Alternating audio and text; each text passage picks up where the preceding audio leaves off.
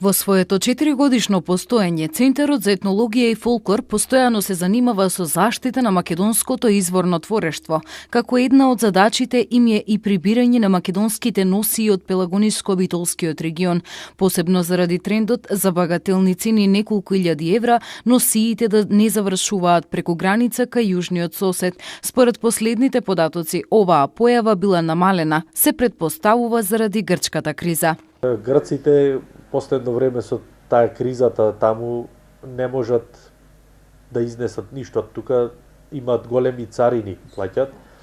Ние преку нашиот центар за групите што се од Велеринскиот регион, македонски групи, значи егејци наши, тие откупуваат тука чорапи плетени за нивните игрорци. Сега во последно време и дури тие изработки не ги земаат, имаат голема царина на предметите кои ги носат. И мислам дека и со тоа и намалене бројот на изнесување на изворните носи.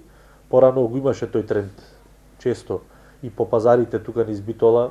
Тодоровски додава дека нивна обврска е и духовното наследство, како ората и песните кои изумираат на теренот, како и самите носи кои се потешко се наоѓаат.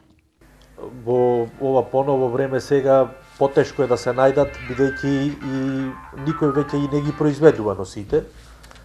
Тоа што се изработило некогаш се потрошило или се износило или се откупило веќе на теренот, а за жал и тие поруралните села, да речем подалечните, каде што најповеќе се задржала народната носија, веќе се и опустошени.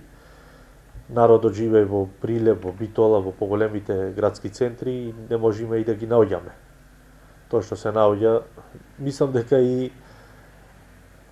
повеќе и на теренот и нема народни носи да се откупат. Центарот има за цел преку своите секции да го негува македонскиот фолклор во целост, како пеење на песните, обнова на ората, истекнување со техники на плетење, везење и изработка на народни носии.